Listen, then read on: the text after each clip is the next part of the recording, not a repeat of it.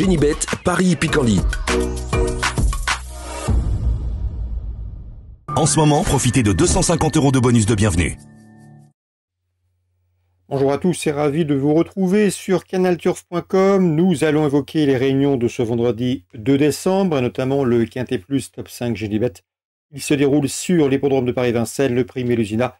Une épreuve qui s'adresse à des 6 ans et qui se dispute sur un parcours réduit, 2100 mètres départ lancé. Nous évoquons donc cette compétition dans la première partie de l'émission. Ensuite, j'aurai pas mal de conseils de jeu à vous indiquer concernant Chartres, la Réunion 3, puisque j'ai pu m'entretenir avec certains drivers, entraîneurs y participant, avec des prétentions. Je vous invite également à partager ce programme, à le liker via nos différents réseaux sociaux. Ne vous en privez surtout pas. C'est un acte gratuit. Concernant donc ce Quintet Plus Top 5 Génibet, le prix Mélusina, en ce vendredi 2 décembre, j'aime beaucoup le numéro 8, Grec d'Avaroche, qui monte en puissance. Il vient de trouver sa forme sur les l'hippodrome de Vire. Il retrouve un parcours sur lequel il s'était imposé l'hiver dernier au mois de février, et ce en 1,10,5, soit la meilleure réduction kilométrique du peloton. Sur ce parcours, le 8 Grec d'Avaroche, mon préféré. Je lui poserai le numéro 1, Critérion, qui reste certes sur un échec sur ce parcours, mais ce jour-là, il partait en deuxième ligne. Le lot était plus relevé, légèrement plus relevé. Et le cheval n'a pas bénéficié du meilleur des déroulements de course. Si cette fois-ci, eh bien, Jean-Michel Bazir, son entraîneur, se met au sulky, le cheval a prouvé sa compétitivité à ce niveau, il faut le reprendre. Le 3, Gentleman Lover est au mieux. Il vient de signer 2 succès de rang sur les programmes de Marseille-Vivo. Il a couru une fois ce parcours, un échec, mais à mon avis, il revient à Vincennes avec des prétentions. Il est entraîné dans le sud-est. Le numéro 10, Giberwell, a contre lui son numéro en deuxième ligne, a contre lui qu'il reste sur une disqualification, et a contre lui de débuter à Vincennes. Cela dit, c'est un cheval qui est un habitué de la victoire. Il affiche 11 succès en 26 courses courues. Il convient de reprendre le 10, Giberwell. Le 14, dans cette épreuve, Grisby du Persil, Kazakh Yannick Desmet, l'homme est confiant, le professionnel et propriétaire est confiant. Son cheval n'a pas gagné depuis plus d'un an, mais c'est un cheval extrêmement régulier qui devrait pouvoir monter en puissance et si bien faire dans ce lot. Une place à Bellecote peut lui revenir, tout comme le 2 dans cette épreuve. C'est un cheval qui a été disqualifié dernièrement, Guerrier Castelet. Dernièrement, c'était le 17 novembre, mais auparavant, il avait gagné très facilement sur ce parcours en 1-12-4. On garde et on reprend. Le 9, Gold Star, devra composer avec son numéro 9, peu enviable, mais c'est un cheval qui est confirmé départ autostart. Il a couru 17 fois avec ses modes de départ. Résultat, 9 podiums et d'autres places parmi les 5-6 premiers. Il affiche également un chrono de 1-10-6 sur ce parcours. Attention à lui, c'est un bel outsider. Je terminerai avec le numéro 2, Getting, qui lors de ses 9 derniers parcours n'a jamais terminé plus loin que 5e. Il a bien conclu récemment sur ce parcours pour se classer 4e, où il dominait 2 de ses rivaux du jour. À mon avis, il est barré pour la victoire, mais une nouvelle place peut lui revenir en cas de non partant. Attention, numéro 12, Mr. Donald. Résumé chiffré, 8, As, 3, 10, 14, 2, 9 et 5.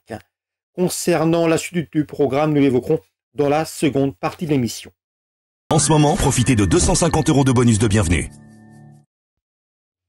Voici donc mes conseils de jeu et coups de cœur pour ce vendredi 2 décembre. On va commencer par Vincennes, théâtre de la réunion principale. Dans la 6e, j'aime beaucoup le 612 Irésine du Lupin. Ce n'est pas un modèle de sagesse, mais elle a prouvé qu'elle avait la pointure d'une course comme celle-ci. Je la pense capable de s'imposer. Le 12 dans la 6e, le 612 Irésine du Lupin. Attention également numéro 13, Zinadam, si elle est sage, elle peut parfaitement lui donner une bonne réplique. Dans la 8e, Guillaume Huguet présente le 804 épistolaire. Le cheval est en forme, il vient de s'imposer sur les programmes de Lyon-la-Soie. Le lot n'a rien d'extraordinaire et à mon avis, ce 804 épistolaire peut parfaitement confirmer dans cette épreuve de modeste facture. Concernant Chartres en Réunion 3, pas mal d'infos. Dans la première course, notamment du programme, Hervé Langlois, l'un des hommes de confiance de Sébastien Garato, drivera le 110. C'est Cristal Josselin, il le connaît bien, il s'en occupe tous les matins. Le cheval a débuté avec lui à Chateaubriand. Ce jour-là, il a couru caché et est venu tracer une bonne fin de course derrière un cheval de Thierry de Valdestin qui a de la qualité, une pouliche de 2 ans. Donc des bons débuts à confirmer ici. L'homme est confiant, le cheval est assez sûr, assez brave. Il en escompte un très bon comportement et pourquoi pas même la victoire, le 110, Cristal Josselin. Je le poserai en priorité le numéro 9, c'est Confiné, qui est également terminé 2e à l'occasion de ses débuts.